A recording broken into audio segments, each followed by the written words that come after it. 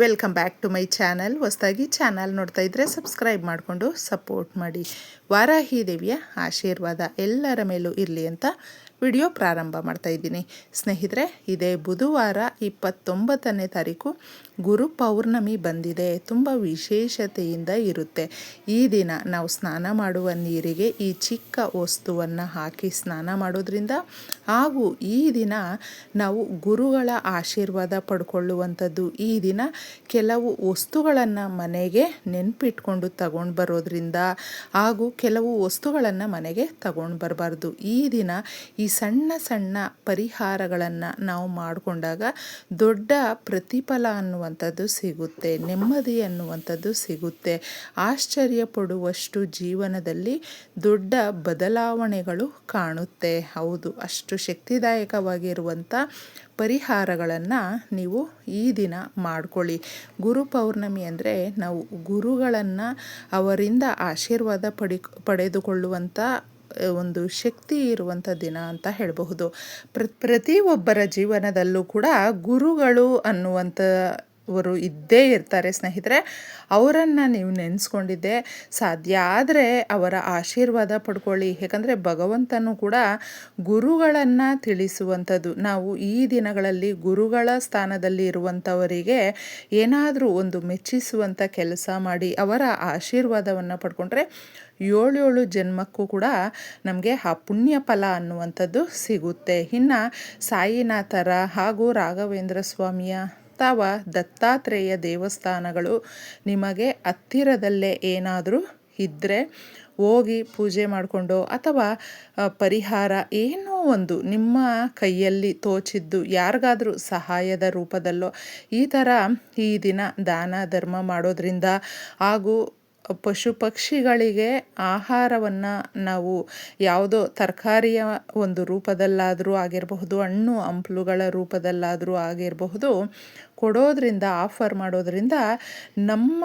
ಸಮಸ್ಯೆಗಳು ಕೂಡ ಬಗೆಹರಿಯುತ್ತೆ. ಮನುಷ್ಯನಿಗೆ ಕಲಿಯುಗದಲ್ಲಿ ಆಸೆಗಳು ಹಾಗೂ ಸಮಸ್ಯೆಗಳು ಕೂಡ ಅದೇ ರೀತಿ ಇರುತ್ತೆ. ಆದರೆ ಅವುಗಳನ್ನು ತೀರಿಸ್ಕೊಳ್ಳುವಂಥ ದಿನಗಳು ಕೂಡ ನಮಗೆ ಹಾಗೆ ಸಿಗ್ತಾನೆ ಇರುತ್ತೆ. ಅಂತಹ ದಿನಗಳಲ್ಲಿ ಗುರು ಪೌರ್ಣಮಿ ಕೂಡ ಒಂದಾಗಿರೋದ್ರಿಂದ ಮುಖ್ಯವಾಗಿ ಪೌರ್ಣಮಿ ಅನ್ನುವಂಥದ್ದು ಶಕ್ತಿದಾಯಕವಾಗಿರುತ್ತೆ. ಈ ದಿನ ಸಾಧ್ಯ ಆದರೆ ನೀವು ಕಲ್ಲುಪ್ಪನ್ನು ಮನೆಗೆ ತಗೊಂಡು ಬನ್ನಿ, ಅದರಿಂದ ಪರಿಹಾರ ಮಾಡ್ಕೊಳ್ಳಿ. ದೇವ್ರ ಮನೆಯಲ್ಲಿ ಒಂದು ಬೌಲಲ್ಲಿ ಒಂದು ಇಡಿಯಷ್ಟು ಉಪ್ಪನ್ನು ಹಾಕಿ ಅದ್ರ ಮೇಲೆ ಅರಿಶಿಣ ಕುಂಕುಮವನ್ನು ಇಷ್ಟೇ ಹಾಕಿ ಒಂದು ಮೂಲೆಯಲ್ಲಿ ಇಟ್ಬಿಡಿ. ಬಹಳ ಉತ್ತಮವಾಗಿರುವಂಥ ಫಲಿತಾಂಶಗಳನ್ನು ಎದುರು ನೋಡಬಹುದು ಅಂತ ಹೇಳ್ತೀನಿ. ಶುಭ ಕಾರ್ಯಗಳು ನಿಮಗೆ ಶುಭ ಸಮಾರಂಭಗಳು ಮಾಡುವಂಥ ಯೋಗ ಕೂಡಿ ಬರುತ್ತೆ.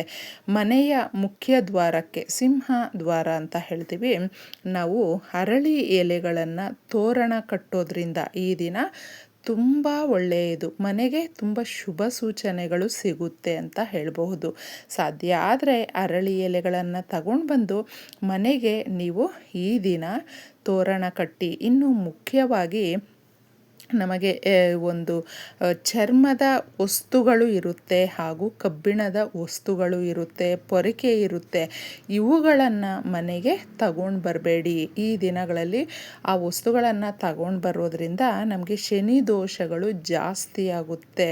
ಶನಿ ಒಂದು ಆ ಕೋಪಕ್ಕೆ ಆಗ್ರಹಕ್ಕೆ ನಾವು ಗುರಿಯಾಗ್ತೀವಿ. ಅದಕ್ಕೆ ಆ ವಸ್ತುಗಳನ್ನು ತಗೊಂಡು ಬರಬೇಡಿ. ಹಾಗೆ ಮುಖ್ಯವಾಗಿ ಸಾಸಿವೆ ಎಣ್ಣೆ ಹಾಗೂ ಇನ್ನು ಈ ಥರ ಎಣ್ಣೆ ಪದಾರ್ಥಗಳನ್ನು ಮನೆಗೆ ತಗೊಂಡು ಬರಬಾರ್ದು. ಇನ್ನು ದತ್ತಾತ್ರೇಯ ಅಂದ್ರೇ ತುಂಬ ವಿಶೇಷವಾಗಿ ನಾವು ಸಾಕಿದ ನಾಯಿಗಳಾಗಿರಬಹುದು, ಬೀದಿ ನಾಯಿಗಳಾಗಿರಬಹುದು, ಬಿಸ್ಕೆಟು, ಹಾಲು, ಅನ್ನ ಏನೋ ಒಂದು ನಾವು ಆಫರ್ ಮಾಡೋದ್ರಿಂದ ತುಂಬ ಒಳ್ಳೆ ಫಲಗಳನ್ನು ನೋಡಬಹುದು. ಆದರೆ ಬೀದಿ ನಾಯಿಗಳಿಗೆ ಆಹಾರ ಬಿಸ್ಕೆಟು ಹಾಲು ಕೊಡುವಾಗ ತುಂಬ ಹುಷಾರಾಗಿ ಎಚ್ಚರಿಕೆಯಿಂದ ನಾವು ನೋಡ್ಕೊಳ್ಬೇಕಾಗುತ್ತೆ ಸ್ನೇಹಿತರೆ. ಯಾಕಂದರೆ ತುಂಬ ಕಚ್ಚೋ ನಾಯಿಗಳು ಇರುತ್ತೆ, ಅದನ್ನು ಸ್ವಲ್ಪ ನೀವು ಹುಷಾರಾಗಿ ನೋಡ್ಕೊಳ್ಳಿ.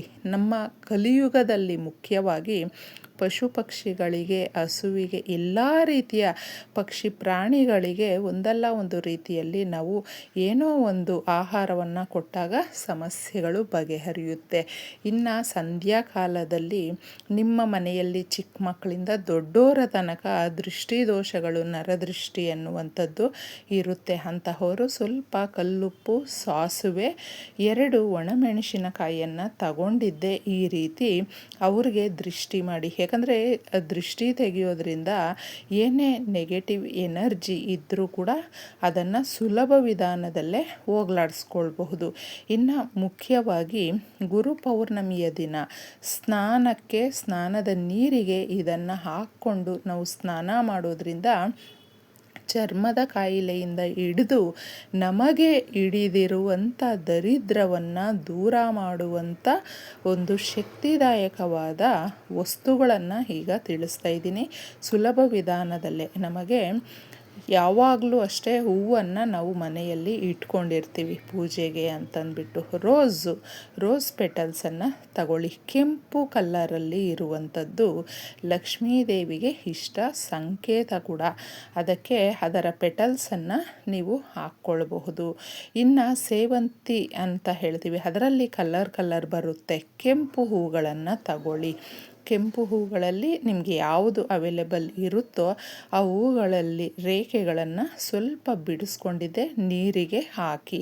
ಇನ್ನು ಲಾವಂಚದ ಬೇರು ಅಂತ ಹೇಳ್ತೀವಿ, ತುಂಬ ಸುಗಂಧಭರಿತವಾಗಿರುತ್ತೆ. ಶ್ರೀ ಮಹಾಲಕ್ಷ್ಮಿಗೆ ಬಹಳ ಪ್ರೀತಿಕರವಾಗಿರುವಂಥದ್ದು. ನಾವು ಮನೆಯಲ್ಲಿ ಯಾವುದೇ ಪೂಜೆ ಕಾರ್ಯಕ್ರಮಗಳು, ಕಳಶ ಪ್ರತಿಷ್ಠಾಪನೆ ಮಾಡುವಾಗ ಮುಖ್ಯವಾಗಿ ಬಳಸುವಂಥದ್ದು ಇದು ಲಾವಂಚದ ಬೇರು ಅಂತ ಹೇಳ್ತೀವಿ. ಸ್ವಲ್ಪ ತಗೊಂಡು ಹಾಕ್ಕೊಳ್ಳೋದ್ರಿಂದ ಕೂಡ ಬಹಳ ಚೆನ್ನಾಗಿರುತ್ತೆ. ಅದನ್ನು ತಗೊಳ್ಳಿ. ಇನ್ನು ಬೇವಿನ ಎಲೆಗಳು ಸ್ನೇಹಿತರೆ, ಬೇವಿನ ಎಲೆಗಳು ಇದು ದುರ್ಗಾದೇವಿ, ಈ ಮರದಲ್ಲಿ ಆ ತಾಯಿ ನೆಲೆಸಿರುವಂಥದ್ದು. ಆ ತಾಯಿ ನಮಗೆ ಎಷ್ಟೋ ಭಯ ಕಾಡ್ತಾ ಇರುತ್ತೆ, ಒಳಗೊಳಗೇನೆ ಏನೋ ದುಃಖ ಪಡ್ತಾ ಇರ್ತೀವಿ.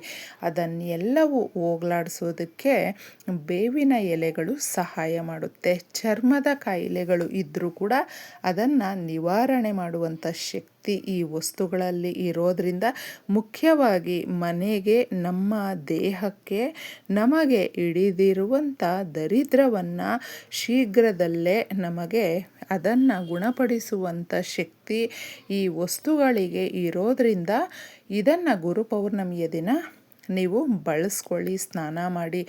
ಈ ದಿನ ಮುಖ್ಯವಾಗಿ ಶ್ರೀ ಮಹಾಲಕ್ಷ್ಮಿಗೆ ಕುಂಕುಮಾರ್ಚನೆಯನ್ನು ಮಾಡಿಕೊಳ್ಳಿ. ಮನೆಯಲ್ಲೇ ಮಾಡೋದರಿಂದ ನಿಮ್ಮ ಇಷ್ಟಾರ್ಥಗಳು ಪ್ರಾಪ್ತಿಯಾಗುತ್ತೆ, ಸಮಸ್ಯೆಗಳು ಬಗೆಹರಿಯುತ್ತೆ. ಹೆಣ್ಣು ಮಕ್ಕಳಿಗೆ ವಿಶೇಷವಾದ ಗೌರವ, ಸ್ಥಾನಮಾನ ಅನ್ನುವಂಥದ್ದು ಸಿಗುತ್ತೆ. ಸ್ನೇಹಿತರೆ, ಇಷ್ಟನ್ನು ನೀವು ಈ ದಿನ ಮಾಡಿಕೊಂಡು ನಿಮ್ಮ ಎಲ್ಲ ರೀತಿಯ ಕೋರಿಕೆಗಳನ್ನು ನೆರವೇರಿಸ್ಕೊಳ್ಳಿ ಸುಲಭವಾಗಿ ಅಂತ ಹೇಳ್ತಾ ಇದ್ದೀನಿ. ಎಲ್ರಿಗೂ ಕೂಡ ಒಳ್ಳೆಯದಾಗಲಿ. ಧನ್ಯವಾದಗಳು.